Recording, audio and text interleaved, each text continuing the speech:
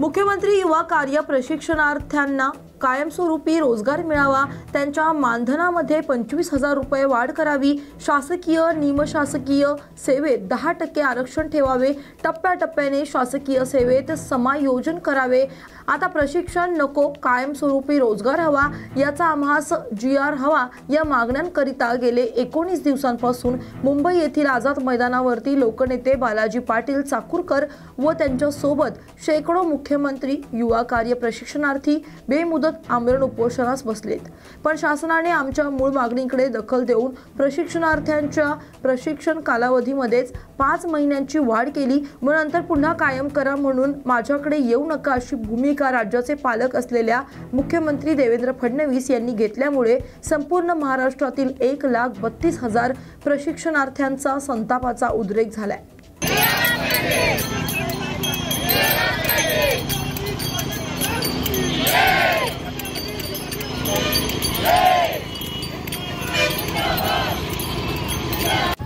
माझं नाव स्वाती मिलिंद धामंदे, मी धामणगाव रेल्वेवरून आलेली आहे।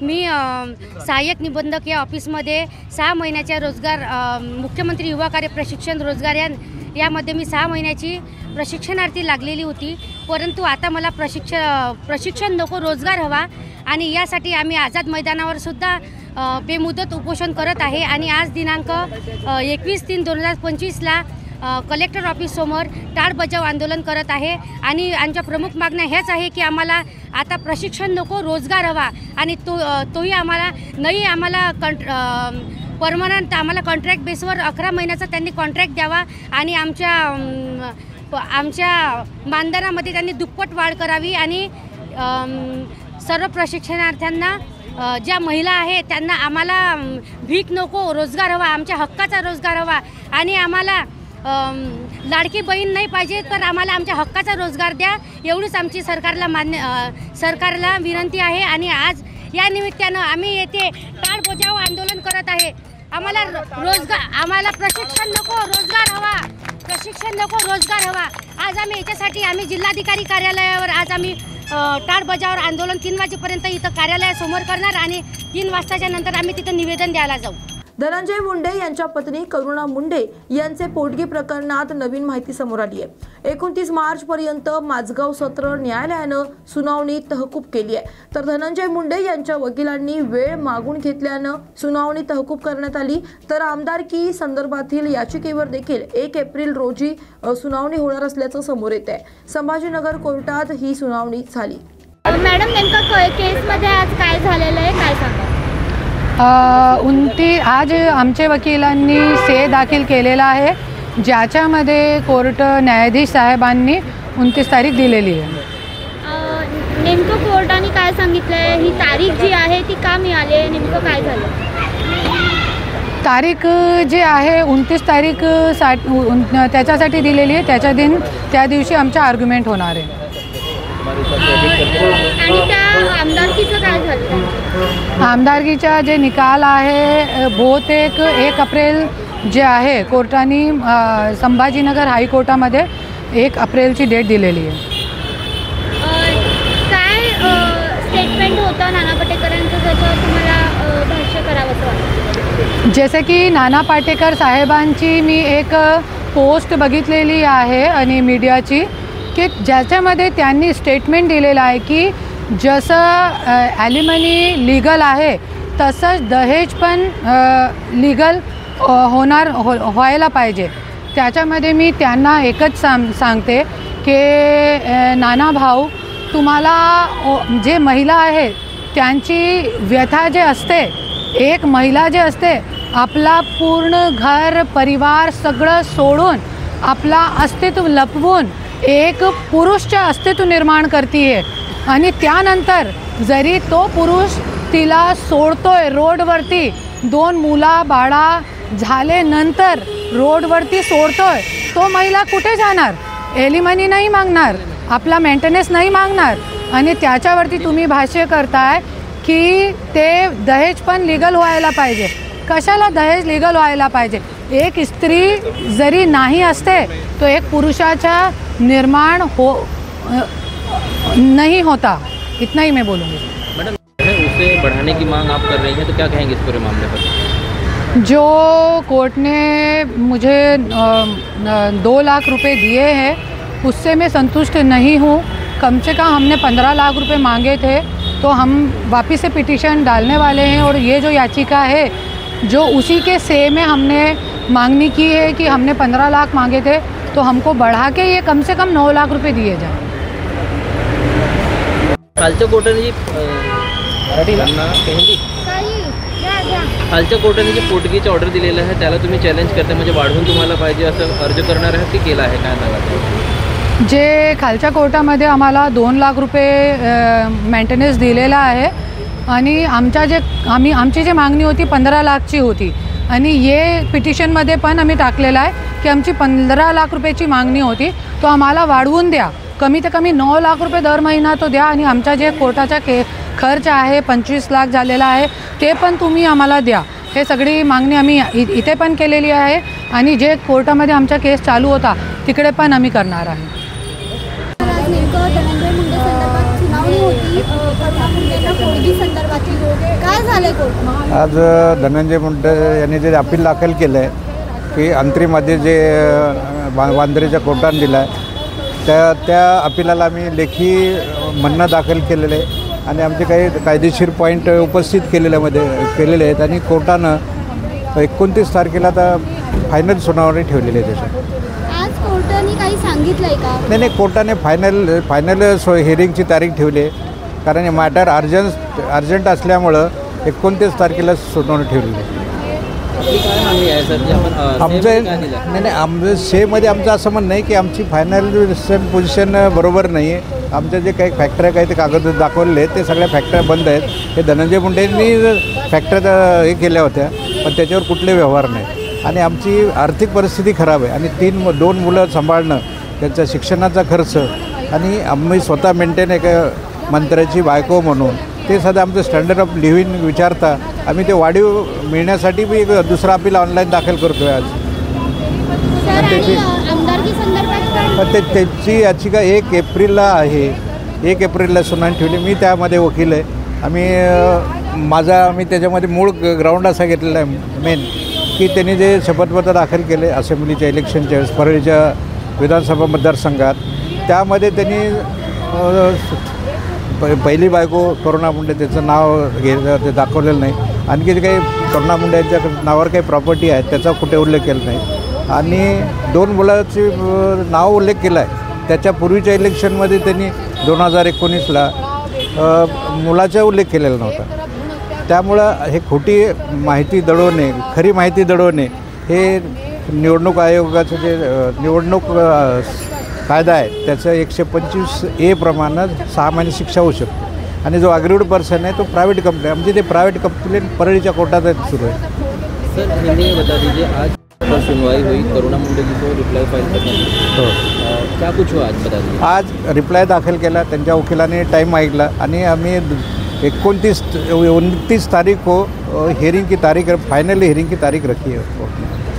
आज क्या हुआ सर कुछ? आज वो कोर्ट ने 29 तारीख तक मैटर ये करा है और फाइनल के लिए 29 तारीख को रखा है, 29 मार्च में। आपने जो से फाइल किया उसमें क्या मांग किया? से तो जो उसने जो एलिगेशन किए तो हम डिनाई किए हैं। से में क्या थोड़ा फैक्चुअली बताना पड़ता है कि हमारी फाइनेंशियल पोजीशन बराबर नहीं है, जो फैक्टर जो बताया हमारे नाम पे वो सब बंद है आणि जो कुछ वो लिविंग रिलेशन है फर्स्ट वाइफ ये स्टेटस डिनाई किया है। उसका कहना है कि ये अभी डिसाइड होने कोर्ट का प्राइम ऑफिसी तो वर्क करके जो ऊपर के जो रहता है ऑब्जर्वेशन वो है, इसलिए उसने डिनाई किया था कि रिलेशन लिव इन रिलेशन है वो।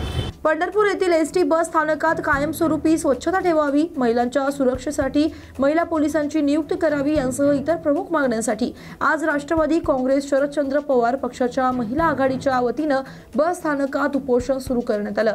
महिला आघाडीच्या तालुका अध्यक्ष राजश्री ताड यांच्या नेतृत्वाखाली महिला आघाडीनं एसटी प्रशासनाच्या विरोधात उपोषणाचे हत्यार उपसले।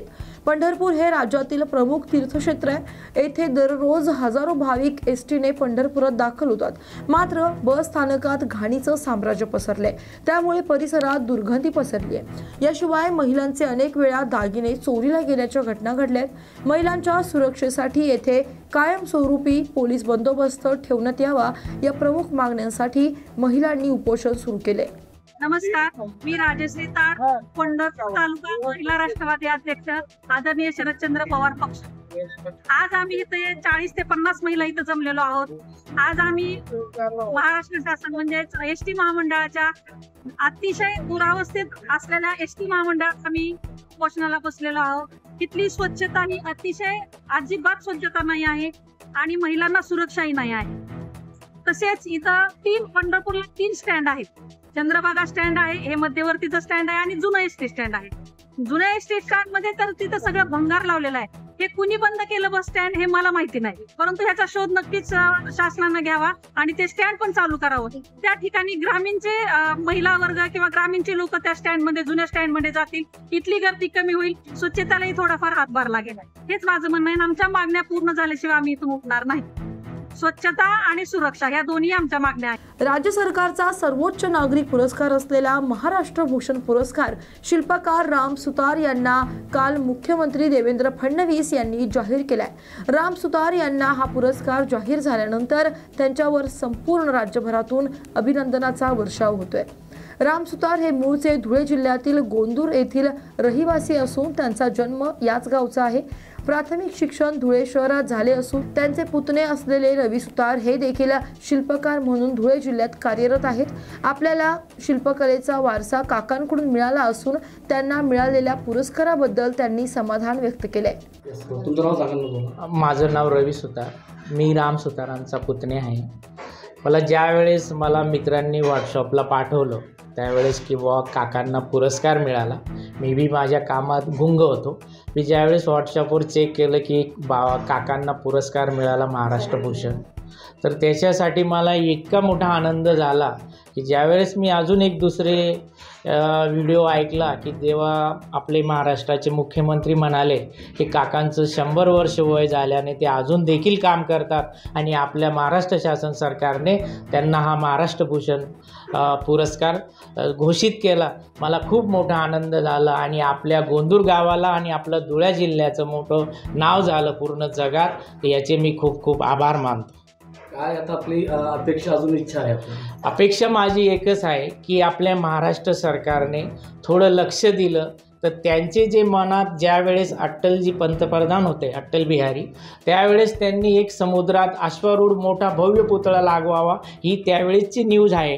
त्यावेळेसपासून काही कारणास्तव ते काम थांबलेलं आहे, पण माझी विनंती आहे की आत्ता जे मुख्यमंत्री आहेत देवेंद्रजी, त्यांनी खूप लक्ष देऊन आणि आपले उपमुख्यमंत्री एकनाथजी शिंदे आणि आपले अजितदादा पवार यांनी तिघांनी खूप लक्ष देऊन त्यांना ते काम द्यावं आणि लवकरात लवकर कसं होईल ही आमची अपेक्षा आहे। आणि काकांना पण देवाने साथ द्यावी आणि त्यांना शेवटचा भारतरत्न पुरस्कार मिळावा ही मी अपेक्षा करतो। एवढं माझं बोलून। नागपूर सुरत महामार्ग जवळपास पूर्ण झालाय। पथदिव्यांचे खांब लावलेले असूनही त्यावर मात्र दिवे लावलेले नाहीयेत। ही स्थिती एक तप उलटूनही कायम आहे। तर मोठी दुर्घटना घडल्यानंतर महामार्गाचे दिवे सुरू करणार का असा संतप्त सवाल शिंदे सेनेच्या पदाधिकाऱ्यांनी उपस्थित करत संबंधित महामार्ग अधिकाऱ्याला चांगलेच धारेवर धरले। आज लवकरात लवकर दिवे सुरू करण्याची मागणी त्यांनी केली आहे। शिवसेनेच्या वतीने राष्ट्रीय महामार्ग प्राधिकरणचे जे कोणी इथे अधिकारी आहेत त्या अधिकाऱ्यांना निवेदन देण्यात आलं। सुरत बायपास जो आहे हा रेसिडेन्सी हॉटेलपासून मोराण्यापर्यंत गेल्या 5-10 वर्षापासून यांचं कामच चालू आहे। अनेक कंपन्या आल्या, पळून गेल्या, त्याच्यामध्ये त्यांच्या काही अडचणी असतील, काही आर्थिक अडचणी असतील, याच्याशी नागरिक म्हणून आम्हाला काही घेणं देणं नाही। परंतु हा परिसर जो आहे साधारण 1 लाख वस्तीचा हा परिसर असलेल्या भागातून हा सुरत बायपास जातो। या भागामध्ये रोजचे छोटे मोठे अपघात होत असतात। या भागामध्ये लाईट नसल्यामुळे अंधाराचा फायदा घेऊन इथे अनेक वेळा गाड्या थांबवून दरोडे टाकले जातात, लुटमार होते, काही लोकांवर जीव घेणे हल्ले देखील झालेले आहेत, अनेक तरुणांचे अनेक लोकांच्या अपघातात मृत्यू देखील झालेले आहेत। या हायवेला लागूनच, या सुरत बायपासला लागूनच येथे हिरे मेडिकल कॉलेज हे धुळे जिल्ह्याचं जरी असलं तरी मध्य प्रदेश आणि गुजरातच्या सीमेवर असल्यामुळे रोज हजारो रुग्ण या जिल्हा रुग्णालयामध्ये, या मेडिकल कॉलेजमध्ये येत जात असतात। त्यांना देखील काही वेळेस अंधारामुळे हॉस्पिटल कुठे आहे हे शोधावं लागतं। या सर्व समस्यांचा विचार करता एमआयडीसीचे कामगार 5-10 हजार कामगार रोज या परिसरातून एमआयडीसीमध्ये ये जा करतात। या सर्वांच्या प्रचंड अडचणी असलेला हा सुरत बायपासला लाईट नसल्यामुळे या फक्त अडचणींचं प्रमुख कारण या सुरत बायपासवर अंधाराचं साम्राज्य आहे। हा सुरत बायपास म्हणजे आज मृत्यूचा सापळा झालेला आहे। या बायपासवरून लाईट नसल्यामुळे ज्या काही समस्या होतात त्या समस्यांचं निराकरण येत्या 7 दिवसामध्ये NHAIच्या या प्रकल्प अधिकाऱ्यांनी पीओने जर केलं नाही, या महामार्गावर जर लाईट लागले नाहीत तर या 7 दिवसानंतर या प्रकल्प अधिकाऱ्यांचं इथे जेवढे कोणी अधिकारी बसतात, जे कोणी या NHAIचे कर्मचारी अधिकारी आहेत, या सर्वांना या कार्यालयामध्ये कोंडून यांना काय ते शिवसेनेच्या वतीने असं तीव्र स्वरूपाचं आंदोलन केले जाईल असा इशारा आम्ही दिलेला आहे त्यांना। त्यांनी आम्हाला शब्द दिला आहे की आमच्या वरिष्ठांशी बोलून आर्थिक तरतूद काय असेल नसेल ते तरतूद करून तात्काळ नियोजन करण्याचा त्यांनी शब्द दिलेला आहे। त्यांना जर या परिस्थितीचं गांभीर्य लक्षात येत नसेल तर शिवसेना स्टाईलने त्यांना उत्तर दिलं जाईल। दिशा सालियन प्रकरणावरती वडील सतीश सालियन यांचे वकील निलेश ओझा यांची कोर्टात याचिका दाखल। दिशा सालियनच्या केसमध्ये आता त्यांच्या वडिलांनी उच्च न्यायालयाकडे धाव टाकली आणि याचिका सुद्धा टाकली। ह्या याचिकामध्ये काय आहे आणि कोर्टाने एक्सेप्ट केलं आहे की नाही? याचिकामध्ये स्पष्ट मागणी आहे की 12 जानेवारी 2024ला supreme court and high court litigation असोसिएशनचे अध्यक्ष श्री रशीद खान पठाण यांनी जी तक्रार दिली होती त्याच्यामध्ये आदित्य ठाकरे आणि इतर यांच्या विरोधात गँगरेप आणि मर्डरचा गुन्हा दाखल करण्यात यावा आणि त्यांना कस्टडीत घेऊन त्यांची नार्को टेस्ट वगैरे करावी आणि या प्रकरणात हे सगळं सायंटिफिक एव्हिडन्स आणि सगळा चौकशीचा अहवाल हे सगळं देशासमोर जनतेसमोर आणावा आणि आमच्या सतीश सालियनच्या मुलीला न्याय द्यावा। कोर्टाने आतापर्यंत हे याचिका एक्सेप्ट केलं आहे की नाही? नाही, अंडर प्रोसेस अजून फायलिंगला पाठवली आहे। मग ते हायकोर्ट रजिस्ट्रीला पोहोचेल, तिथे ऑब्जेक्शन रिमूव्ह होईल। मग ते ऑब्जेक्शन रिमूव्ह झाल्यावर मग त्याचा नंबर येईल, नंबर आल्यावर आम्ही मेन्शन करून सर्क्युलेशन करून मग हिअरिंगला लागेल। ते याचिकेमध्ये जे नाव तुम्ही ठेवलं आहे नेमकं कोणाचं नाव आहे? विशेष कोणाचं? आरोपी आदित्य ठाकरे अँड गँग। आणि तुमच्याकडे त्याचे पुरावे वगैरे आहेत, तुम्ही सबमिट करणार आहोत कोर्टात? म्हणजे त्यांना आजच्या डेटला कन्व्हिक्शन आणि सेंटेन्ससाठी जेवढे आवश्यक पुरावे ते ऑलरेडी आम्ही दिलेले आहेत आणि ॲडिशनल आम्ही एका बंद लिफाफ्यात देणार आहोत। वेळ पडल्यावर मग ओपन करणार आहोत। ठाण्यातील वागळे इस्टेट येथील MSBच्या मेन ऑफिसमधून ग्राहकांना न विचारता त्यांची वीज मीटर बदलत आहेत। हे मीटर बदलण्याचे काम करणाऱ्या व्यक्तींकडे ओळखपत्र नाही, शिवाय 15,000 रुपयांची मागणी केली जाते, पण अशा प्रकारचे कोणतेही पत्रक त्यांनी दाखवलेलं नाहीये। म्हणून या संदर्भात जाब विचारण्यासाठी मनसे नेते अविनाश जाधव यांच्या नेतृत्वाखाली ठाणे शहर अध्यक्ष रवींद्र मोरे व तक्रारदार मंदार भट यांनी महावितरणचे वरिष्ठ अधीक्षक अभियंता युवराज मेश्राम यांची भेट घेतली व सदर विषयात लक्ष घालावे व येणाऱ्या कर्मचारी हे ओळखपत्रांसह असावेत, तसेच ग्राहकांना न विचारता अशा प्रकारे लाईट मीटर बदलू नयेत अशा सूचना देण्यात याव्यात, अन्यथा मनसे त्यांना जाब विचारेल असे मनसे नेते अविनाश जाधव यांनी सांगितले। नाही, आमचा याच्यावर बराच अभ्यास आहे साहेब। माझं इंट्रोडक्शन तुम्हाला देतो। मंदार भट नावाने हायकोर्टमध्ये आज केस पण चालू आहे। MSCDCLवर आम्ही हायकोर्टामध्ये एक केस पण लढतोय। तो विषय वेगळा आहे, तो आता मी इथे काढत नाही। पण ग्राहकाला न विचारता मीटरला हात लावणं हा तो गुन्हा आहे, तुम्हाला माहिती आहे, ते होत नाहीये।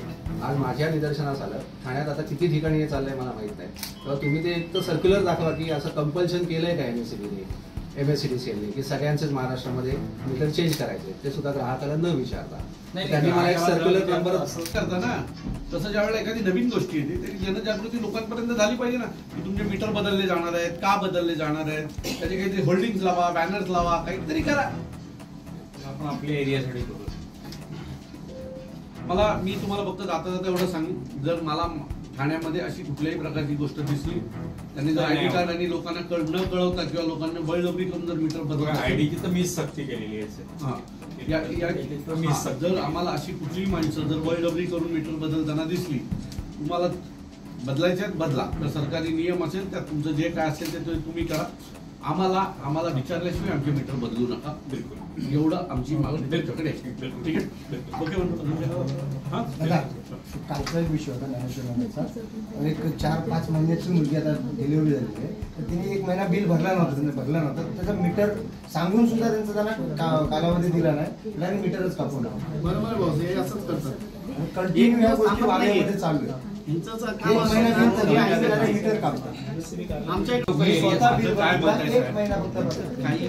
लोक जी असतात थोडी अडचणीत असतात, त्यांना माणूस की या नात्याने मदत केली पाहिजे की नाही? बिलकुल केली पाहिजे. ती नाही मिळत आहे असं त्याचं मत आहे. त्याच्या बोलण्याचा जो साथ आहे ना तो आहे. मी याच्या पुढे छत्रपती संभाजीनगरमध्ये विविध धार्मिक राजकीय मुद्द्यांवरून सोशल मीडियावर केलेल्या वादग्रस्त पोस्टवर पोलीस बारकाईने लक्ष ठेवून आहेत. वादग्रस्त पोस्ट कमेंट करणाऱ्या शहरातील 8 जणांवर गुन्हे दाखल करण्यात आले असून 80 पेक्षा अधिकांना पोलीस आयुक्तालयात बोलावून तंबी देण्यात आली आहे. तर 506 पोस्ट डिलीट करण्यात आल्या असून राज्यभरात सध्या औरंगजेबाच्या कबरीवरून वाद उठलाय, त्याचा सोशल मीडियावर परिणाम होताना दिसतोय. यामुळे सायबर पोलीस ठाण्याच्या सोशल मीडिया सेलचे अंमलदार सतत अशा वादग्रस्त धार्मिक तणावाच्या पोस्ट करणाऱ्यांचा शोध घेत आहेत. छत्रपती संभाजीनगर शहर पोलीस आयुक्तालयामध्ये सोशल मीडियावरती वॉच ठेवण्यासाठी स्वतंत्रपणे सोशल मीडिया सेल स्थापन केलेला आहे ऑलरेडी. त्याच्यामध्ये आमच्या विशेष काही 5 पथकं आहेत. त्याच्यामध्ये अधिकारी आणि अंमलदार हे 24 रात्र काम करतात. दिवसा आणि रात्री ते कार्यरत असतात. सोशल मीडियाचे जे काही वेगवेगळे प्लॅटफॉर्म आहेत त्याच्यामध्ये फेसबुक आहे, इंस्टाग्राम आहे, ट्विटर आहे, व्हॉट्सॲप, त्यानंतर यूट्यूब अशा प्रकारचे जे प्लॅटफॉर्म आहेत तर त्याच्यावरती ज्या काही पोस्ट केल्या जातात त्याच्यावरती ते 24 तास निगराणी ठेवतात. त्याच्यामध्ये काही आक्षेपार्ह जर कुणाच्या पोस्ट असतील, काही कमेंट असतील तर त्याच्यावरती कायदेशीर कारवाई केली जाते. आत्तापर्यंत आम्ही 8 गुन्हे त्याच्यामध्ये दाखल केलेले आहेत आणि 500पेक्षा जास्त पोस्ट या डिलीटसुद्धा केलेल्या आहेत.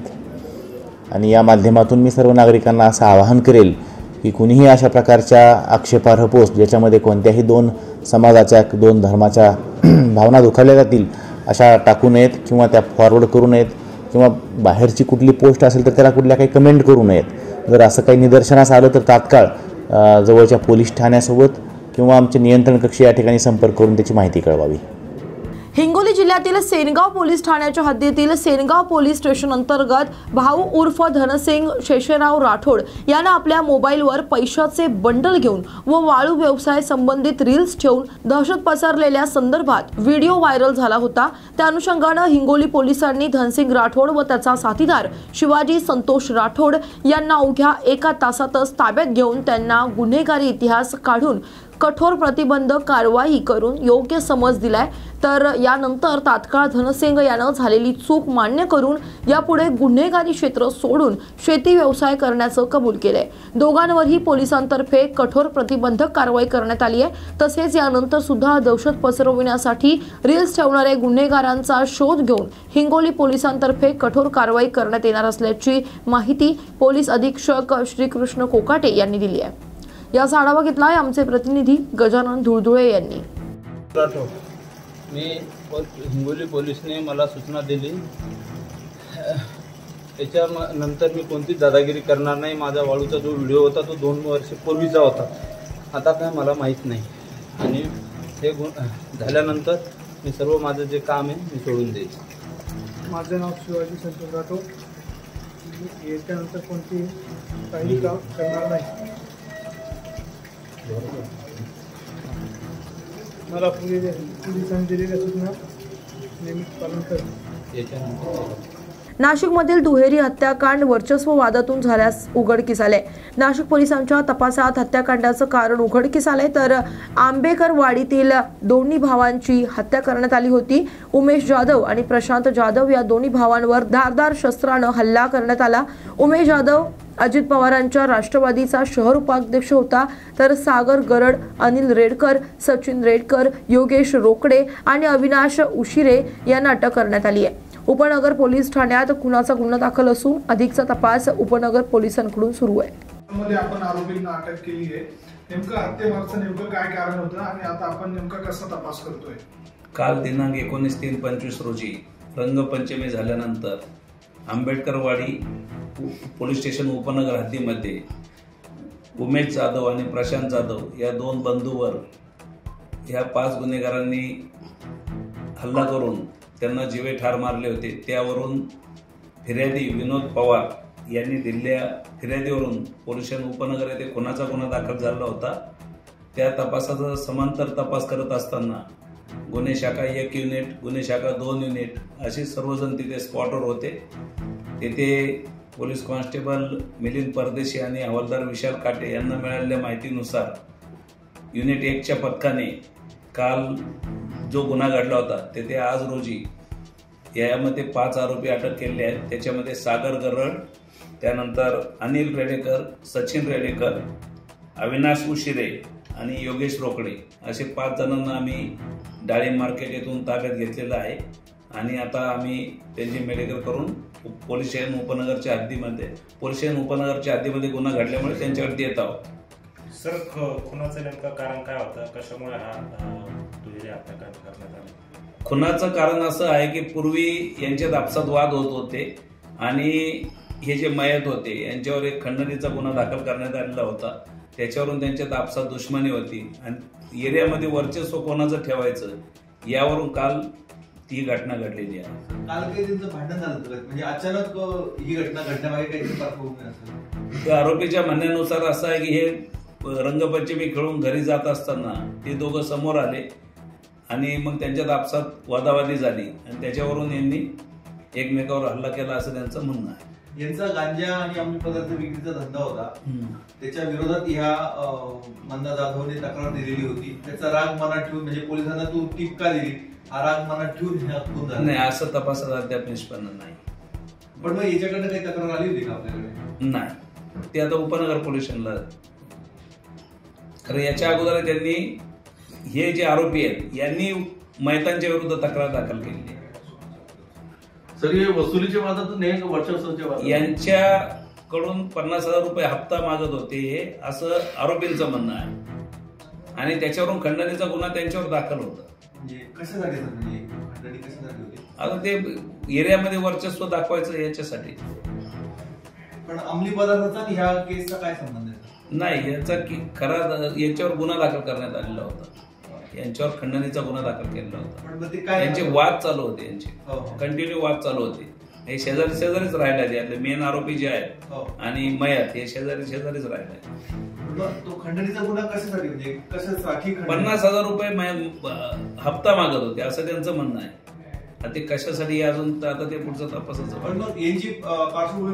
ते आता ते तपासात राहील. काय नेमकं कशासाठी यांचं का चालू होतं असं काय नाही. याच्यामध्ये एकावर 324 एका आरोपीवर अंबडला गुन्हा दाखल आहे आणि एका आरोपीवर भांग विक्रीबद्दल एका आरोपीवर गुन्हा दाखल आहे सागर गरड विरुद्ध. पण अनिल रेडेकर त्यांच्यावर मुख्य आरोपी कोण? अनिल रेडेकर हे मेन आरोपी, मेन आरोपी सांगितलं. अन्नधान्य वितरणाची प्रक्रिया पारदर्शक व्हावी व लाभार्थ्यांना रेशन धान्याचा लाभ मिळावा यासाठी रेशन कार्डमधील प्रत्येक लाभार्थीची ई-KYC करणं महत्त्वाचं आहे. यासाठी पुरवठा विभागानं 31 मार्चपर्यंत मुदतवाढ दिली आहे. मात्र अद्यापही गोंदिया जिल्ह्यातील 2,76,650 लाभार्थ्यांनी ई-KYC केलेली नाहीये. ई-KYC करण्यासाठी आता केवळ 10 दिवस शिल्लक आहेत. या कालावधीत त्यांनी ई-KYC न केल्यास त्यांना स्वस्त धान्य मिळण्यापासून वंचित राहावं लागणार आहे. शासनानं रेशन कार्ड धारकांसाठी ई-KYC प्रक्रिया अनिवार्य केली आहे. यासाठी आतापर्यंत 4 वेळा शासनाने मुदतवाढ दिली आहे. ई-KYC न करणाऱ्या लाभार्थ्यांना 1 एप्रिलपासून स्वस्त धान्याचा लाभ मिळणार नसल्याचं शासनानं यापूर्वीच स्पष्ट केलंय. तर गोंदिया जिल्ह्यात 2,47,342 शिधापत्रिका असून एकूण 10,95,412 लाभार्थी आहेत. नमस्कार, मी सती झगडे, जिल्हा पुरवठा अधिकारी गोंदिया. आपल्या जिल्ह्यात एकूण 8 तालुका असून NFSC अंतर्गत 10,95,473 लाभार्थी आहेत आपल्याकडे, ज्याच्यामध्ये कुटुंब संख्या समाविष्ट आहे. आज दिनांकापर्यंत आपल्या जिल्ह्यातील 78.03% EKYC झालेली आहे. उर्वरित 21.97% हे लाभार्थी EKYC होण्यास बाकी आहे. शासनानं यापूर्वी फरवरी 28 अखेरपर्यंत पूर्ण करण्याची तारीख दिलेली होती, परंतु संपूर्ण राज्यातीलच परिस्थिती बघता परत 1 महिन्याचा विस्तार केलेला आहे आणि 31 मार्च ही शेवटची डेडलाईन आहे. याच्यामध्ये आपल्याला 2,76,650 लाभार्थी संख्या EKYC होण्यास बाकी आहे. पैकी इन्स्पेक्टर लॉग इनला 1,52,326 पेंडिंग आहे. याच्यामध्ये पेंडिंगमध्ये असं आहे की जसं आधार कार्ड नाव पहिले आडनाव असायचं, नंतर नाव असायचं. अपडेशनमध्ये आधी नाव येतो, नंतर आडनाव येतो, असं काही प्रकार असल्यामुळे ते आपलं पेंडिंग राहत आहेत. ते तर आपण शासनाला याच्यावर मार्गदर्शन मागितलेलं आहे आणि लेखी पण दिलेलं आहे. काय आवाहन करणार सर लोकांना? मला सर्व लोकांना हेच आवाहन करायचं आहे की धान्यापासून वंचित होऊ नये आणि सर्वांनी EKYC करावी. आता सध्या शासनानं एक मेरा EKYC ॲप हे डाउनलोड करायचं आहे आणि त्याच्यामध्ये स्वतःच लाभार्थी हे आपली EKYC करू शकतात. नंदुरबारमधील नवापूर तालुक्यातील नांदवण परिसरात महाराष्ट्र औद्योगिक विकास निगम अर्थात MIDCचे काम सुरू आहे. यासाठी MIDC मार्फत जमीन अधिग्रहणाचे काम सुरू आहे, परंतु काही भागात जमीन अधिग्रहण केलेली नसताना जबरदस्तीपणे MIDC कडून येथे काम करण्यात येते. MIDC मार्फत असलेल्या कामाला विरोध दर्शवत आज सत्यशोधक ग्रामीण कष्टकरी सभेच्या वतीनं रास्ता रोको आंदोलनाकरिता काम बंद करण्याचा प्रयत्न करण्यात आला. यावेळी ग्रामीण कष्टकरी सभेचे नेते व गावकरी व शेतकरी मोठ्या संख्येने उपस्थित होते. नवापूर तालुक्यातील नांदवण भागात विकासाच्या नावावरती MIDC मार्फत जबरदस्तीनं शेतकऱ्यांची जमीन हिसकावणं सुरू आहे. काम सुरू करण्यासाठी वेगवेगळी कारणे देत जमीन हिसकावण्याचं काम सुरू आहे. तर जोपर्यंत या अधिकाऱ्यांवर गुन्हा दाखल होऊन काम बंद करण्यात येत नाही तोपर्यंत आमरण उपोषण सुरूच राहील, असं सत्यशोधक शेतकरी सभेचे कॉम RT गावित यांनी सांगितलंय. नांदवण शिवारात MIDC आलेले आहेत. या MIDC अंतर्गत आदिवासींच्या जमिनी पोलीस बंदोबस्त करून तहसीलदार आणि पोलीस हे समोर येऊन आदिवासींच्या जमिनी जबरदस्तीने हिसकवतायत आणि ही फिल्म प्रायव्हेट लिमिटेड कंपनी ही समोर आलेली आहे. या कंपनीच्या फायद्यासाठी तहसीलदार, इथले PI आणि इथले MIDCचे अधिकारी हे सगळे एकत्र येत हा जो रस्ता करतायत, हा रस्ता गट नंबर 70 आहे. या 70 गट नंबर हा काही अधिग्रहण झालेला नाही. या गट नंबर मध्ये 70 गट नंबर मध्ये जबरदस्तीने हा पोलीस बंदोबस्त घेऊन कंपनीच्या भल्यासाठी कंपनीकडून भाडं घेऊन हे रस्ता तयार करत आहेत. आम्ही जब विचारला, नकाशा मागितला, तर हा जो गट नंबर 71 मध्ये ही जमीन अधिग्रहण झालेली आहे आणि त्या गट नंबर 71 मधून हा रस्ता जात आहे. परंतु तो गट नंबर एका राजकीय पक्षाचा असल्यामुळे तो गट नंबर सोडून या भळ्या बाबड्या आदिवासींना मारण्यासाठी हा रस्ता जबरदस्तीने काम सुरू झालेलं आहे. याच्या विरोधात आम्ही अनेक तक्रारी, निवेदन दिले, आंदोलन केले. माननीय जिल्हाधिकारी मॅडमला भेटण्यासाठी, तक्रार करण्यासाठी 3दा गेलो, परंतु 3दा हे मॅडम आम्हाला भेटलेल्या नाही. त्या काल इथं नवापूरला आल्या आणि त्या यांना सांगून गेल्या. आम्हाला शंका आहे की या कंपनीने त्या मॅडमला सुद्धा काहीतरी जिरमिरी दिली असेल, म्हणून हा जबरदस्तीने या 70 गट नंबर मध्ये रस्ता तयार करण्याचे काम सुरू आहे. आम्ही आज इशारा देतो, समोर तहसीलदार साहेब, जाधव साहेब आहेत, PI साहेब समोर आहेत, MIDCचे अधिकारी आहेत, त्यांना इशारा देतोय की हे बेकायदेशीर काम हे जोपर्यंत तुमच्यावर आदिवासी अन्याय अत्याचार प्रतिबंधक कायद्याअंतर्गत, एट्रोसिटी अंतर्गत गुन्हा दाखल होत नाही तोपर्यंत कुटुंबासहित तहसील कचेरी समोर, पोलीस स्टेशन समोर आम्ही कुटुंबासहित, दर वाचण्यासहित उपोषणाला बसणार आहोत. आमच्या जीवाला काही बरे वाईट झाले तर इथल्या SP, इथल्या तहसीलदार, MIDCचे अधिकारी, इंजिनियर असेल किंवा पाटील साहेब असेल, हे आमच्या जीवाचे काही बरे वाईट झाले त्याची जबाबदारी त्यांची राहील. हे आज आम्ही इशारा देतोय. शेतकऱ्यांना 2024चा खरीप पीक विमा मिळावा यासाठी शेतकऱ्यांनी टाळ आंदोलन केले। यावेळी शेतकऱ्यांनी वारकऱ्यांच्या वेशभूषेत खरीप पीक विमा मिळावा यासाठी आंदोलन केले। यावेळी शेतकऱ्यांनी सरकार विरोधात घोषणा देखील केल्यात। पीक विमा आमच्या हक्काचा नाही तर कोणाच्या बापाचा असं फलक घेऊन शेतकऱ्यांनी जोरदार आंदोलन केले। यावेळी मोठ्या प्रमाणात शेतकरी उपस्थित होते। 2024 ते 25 खरीप पीक विमा हा अतिवृष्टी होऊन सुद्धा शेतकऱ्याला मिळाला नाही। पैठणला वेगळा नाही, बीडला वेगळा नाही, जालन्याला वेगळा नाही व छत्रपती संभाजीनगर तालुक्याला वेगळा नाही। हा कशासाठी? तुम्ही सांगता की शेतकऱ्याला कर्जमाफी देऊ निवडणुकीच्या अगोदर आणि आता शेतकऱ्याच्या तोंडाला काळे पाणी पुसता आणि म्हणता की कर्जमाफी होणार नाही। शेतकरी हा जगाचा पोशिंदा असून आज तो भिकारी झालेला आहे। सरकारला त्यांचं राजकारण चालू आहे, याचं राजकारण कर, त्याचं राजकारण कर। शेतकऱ्याच्या हमी माल, कृषी मालाला हमी भाव नाही, दुधाला भाव नाही। शेतकऱ्याला सांगितलं की 1 रुपयामध्ये पीक विमा देतो आणि आज बघितलं तर शेतकरी वनवन उन्हात आज हिंडतोय, कष्ट करतोय आणि आज सुद्धा तो कृषी अधीक्षक कार्यालयासमोर 2 घंट्यापासून उपोषण करतो आहे, तरी सुद्धा शेतकऱ्याला पीक विमा भेटत नाही। आम्ही याच्या अगोदर 1 महिन्यापूर्वी जिल्हाधिकारी कार्यालयासमोर सांगितलं होतं की बाबा आम्हाला पीक विमा द्या, आम्ही निवेदन दिलं। त्याच्यानंतर कृषी अधीक्षक कार्यालयाला सुद्धा निवेदन दिलं, त्याची सुद्धा दखल शासन घेत नाही। आंदोलन करतात। शेतकरी हा जगाचा पोशिंदा आहे आणि शांत आहे, परंतु ज्यावेळेस शेतकरी हा उठाव करेल त्यावेळेस त्याला कोणी रोखू शकणार नाही। मला एक गोष्ट आठवते की शरद जोशी ज्यावेळेस शेतकरी संघटना स्थापन केली त्यावेळेस त्यांनी सांगितलं होतं की शेतकऱ्यांना फक्त आहे ना स्वतःपुरतं पिकवावं आणि जगाला म्हणजे जगापुरतं पिकू नये। त्यावेळेस शरद जोशीचा आज माझ्या कानावर आठवतं, ज्यावेळेस जर शेतकऱ्याला स्वतःपुरतं पिकवलं तर जगाला कोणी अन्नधान्यापासून मिळणार नाही, जग हे उपाशी राहील। परंतु 1 दाण्याचे 1000 दाणे करणारा आज शेतकरी उपाशी मरतोय, याच्याकडे कोणी लक्ष देत नाही। काय नाव? जगदीश डवले, आडगाव बुद्रुक शेतकरी। अशाच बातम्यांसाठी पहा न्यूज मराठी 24/7। नवा भारत, नवा विचार।